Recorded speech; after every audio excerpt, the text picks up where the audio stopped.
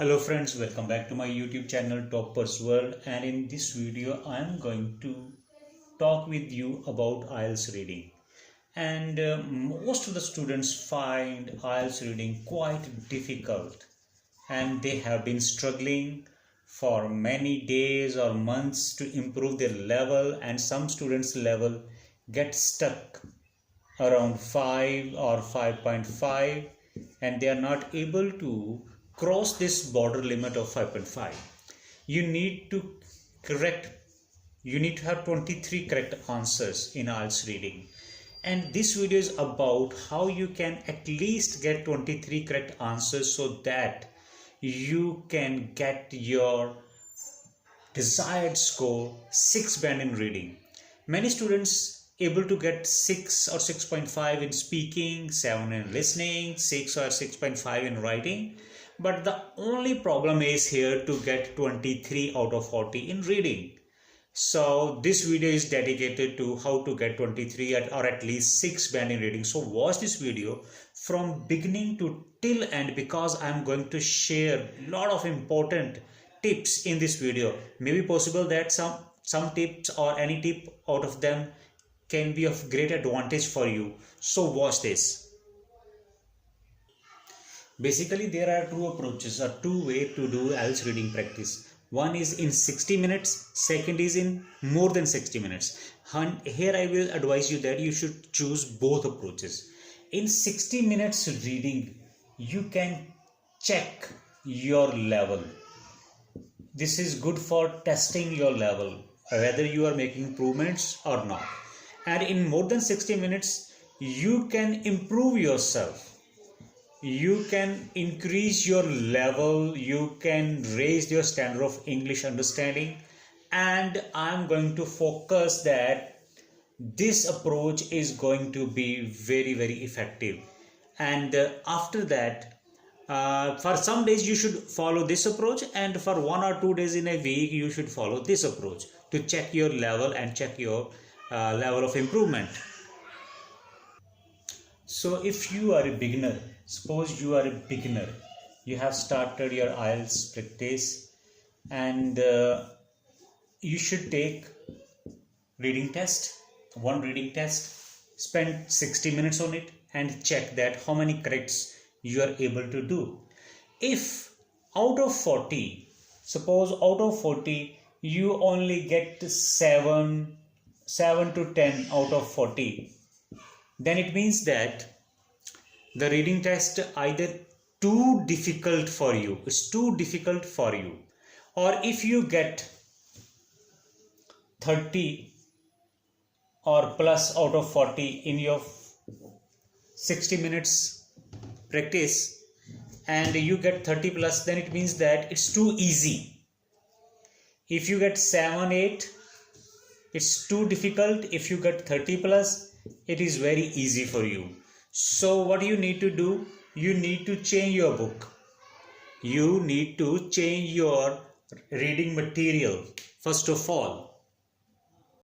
So if your score is between 7 to 10 in reading and you're finding it very difficult, need not to get distressed. You need not to get demotivated by it, because it happens with almost everyone. So what you need to do, you need to change your book, and you should start your reading practice from Cambridge. You take Cambridge General Training. Whether you are academic student, it doesn't matter. You should start from Cambridge General Training, and you can take book number 10 or 11, anything up to 15. So I advise you to choose book number 10, and you should start from this book. This book's level is of general training is bit easier, and academic student will find it comfortable. For a couple of days, maybe for first 10 days, you should practice general training Cambridge and take lessons from 10, 11, 12, 15. That will be a great advantage for you. It will boost your morale, and then you shift to Cambridge academic level. Now suppose your score is 30 plus. So there could be two reasons. Either the book will be very easy Either the book will be a very easy, or you are very smart or very intelligent in English. Your command in English reading is too good. It may be possible that you are regularly reading English newspaper, magazines, and the standard of understanding of English is too high. So if the case is this, if your English is good, it's okay, you are ready for IELTS exam. You may take further 5-6 tests and understand the format of IELTS reading and other modules, and you can appear in the test. But if the case is not this, and the case is this, the book you have chosen, it is very easy, then you should shift to Cambridge academic books. Take any book from Cambridge 1 to Cambridge 15, 16, if whatever available with you. Especially the beginning books like Cambridge 1, 2, 3, 4, they are difficult books. You can start your practice from those books. Now let's take a second case. When you are not a beginner, the student is not a beginner and he got stuck around 5 or 5.5, and majority of students are locked around this situation. Now what you need to do, you need to practice and take more than 60 minutes in your practice. You need to practice for more than 60 minutes. Why? Just because you need to cross check, you need to improve your understanding and be slow in order to get maximum correct answers. You should not study, you should not practice IELTS reading from the mindset of checking your level. You should change your mindset and think that I have to improve myself. And in this reason, what you need to do, you need to focus on vocabulary. You need to improve your vocabulary and your approach. And the new approach that I'm going to suggest you is that you should need to focus more on reading passage 1. The reading passage 1 is the passage which is the most easiest one. This is the easiest passage. Suppose you say that no, I find reading passage 1 difficult. So this is wrong. If you find reading passage 1 difficult, it means that your own level of English is very weak. So that is why you find first passage difficult. So what you need to do, you need to spend more than 20 minutes on reading passage 1. Why? Because I want that out of 13 questions, you should be able to get 10 plus score in first passage. 10 plus, it can be 11 or 12 or 13. So it's difficult, but 11 and 12 can be obtained with rigorous hard work. And how that can be done? So you should do passage 1 in 25 to 30 minutes and note down difficult words. This approach requires patience, and I have often seen that most of the IELTS students are not having enough patience. They want quick results. They want to get 6+ band within 2-3 days and get settled. So this is not going to happen. You need to make efforts. And when you will do your IELTS reading by this method in 25-30 minutes and you record the words or write them in your notebook, what will happen? You will prepare your own dictionary. Your understanding of English will improve when you will collect words daily, as maximum as, I'm not going to mention any limit over here. It could be 10, 20, 30, anything like that. So you need to focus on passage 1 and collect difficult words, search their meaning from dictionary and write them in any copy. These are the academic words, very useful in academic writing and speaking, and the same can be done by the general training students. So what will happen after this? So what you need to do, you need to do 3 tests, and from every test you should do passage 1, spend 25 to 30 minutes, and in this way you will spend total more than 1 hour, maybe 1 hour, 15 minutes, 20 minutes, like this way. And this is enough reading for you, and you should be able to collect around 30 to 40 new words, and follow this approach for couple of days, uh, say 7 to 10 days. You should practice like this, and you should have sufficient IELTS reading material with you, like that can be Cambridge books. They are the great books for this practice. So for 10 days, if you will do practice like this, only preparing for passage 1, what will happen? You will mentally become very strong enough, and your approach in passage 1 will be will improve your level of reading, and your interest level will also go up as you will start getting scores 10, 11, 12 like this. And after that, what will happen? Your performance in other passages like passage 2 and passage 3 will also go up when you start preparing passage 2 in the next 11 to 20 days. Now, if you honestly practice passage 1 for 10 days, then after that, from 11 to 20 days, you should only practice passage 2, and you will do 3 passages of every test. And time, it can be anything between 20 to 25 minutes. This is not a very hard and fast rule here. You can take more time or even less time depending upon your speed of English reading. And you will surprised to find out that now your speed of reading will also improve, and the score level will start improving from 5 to 6, 7, and slowly it could be around 10. So when your score get around 10 in passage 2, this is the time now to shift to passage 3, and this will happen anywhere between 11 to 20 days. Maybe for some students it may take 21 or 22, but it's not going to take more than, if your average English is good. The next thing is that you now move to passage 3. Now comes the turn of the most difficult passage, that is passage 3. And you need not to worry about, because till this time your motivation level will be very high and your level of English and reading will be improved. Now what you need to do, you need to practice third passage in 20 minutes, and from 21 to 30 days you will do this within 10 days, and the score start improving from 5 to 6 to 7 and may lead up to you 9 or 10, and this is the sufficient target to achieve. So what will happen after that?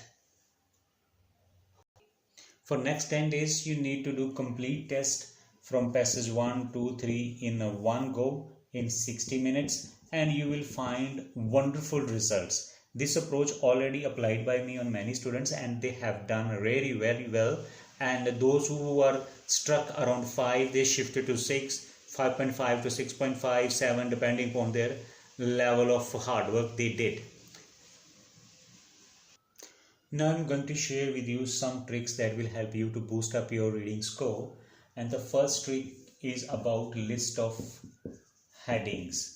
When you do such kind of questions related to list of headings, which are usually in passage 2 or passage 3 perhaps, they are usually 6 to 7, and along with them you will get true, false, not given, or blanks, or any other type of questions.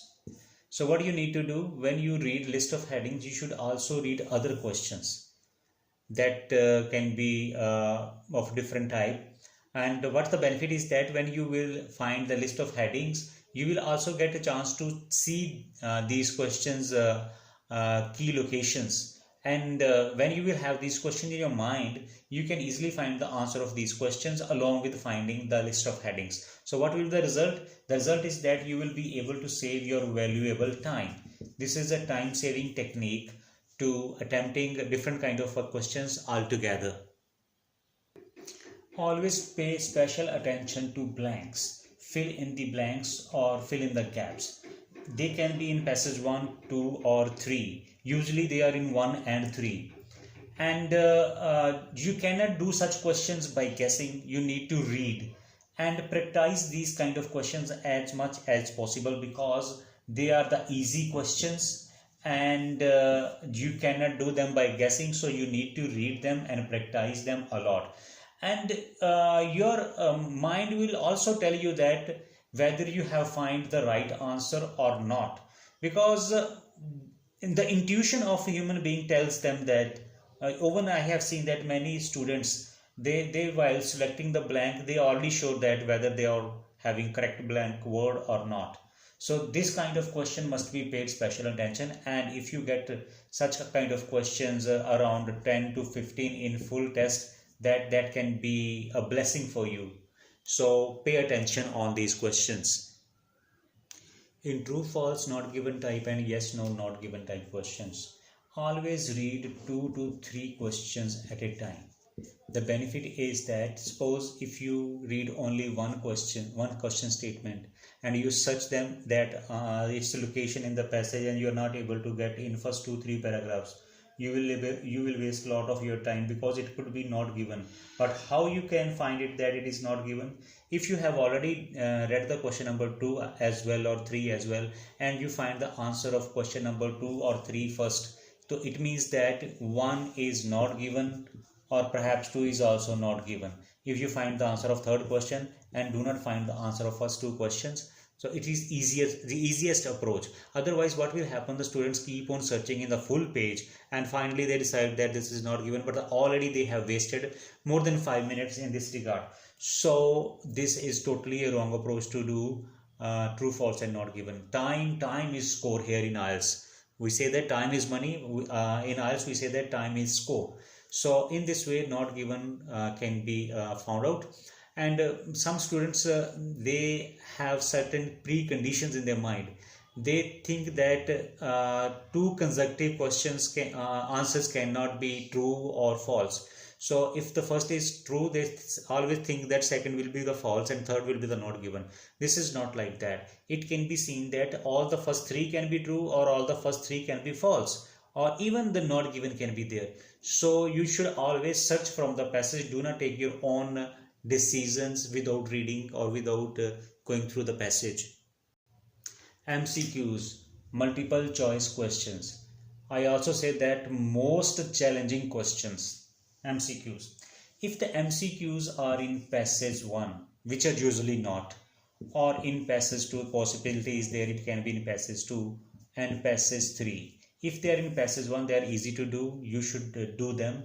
In passage 2, you should work hard to find the answers of MCQs, and if they are in passage 3, then it is going to be a difficult case for you. Why? Because in passage 3, the MCQs statement usually very lengthy. Statement is long, and option A, B, C, sometime D. So 4 or 3 options, they are also very lengthy. So single one question of MCQ type in passage 3 will consume your 3 to 4 minutes in reading the statement, and after that you will spend 2-3 minutes in finding the location. So 7-8 minutes will be wasted on one question, and I always suggest my students that if there are 4 to 5 MCQs in passage 3, just make a blind guess. No need to do much hard work here because our target score is only 23. So do not waste time on MCQs, just do by guesswork and shift your attention to other type of questions in the passage 3 that can be blanks, or usually they are blanks. So blanks are more scoring than MCQs. So trick is that ignore them if they are in passage 3, but if they are in passage 2, you need to spend time to find out their solution.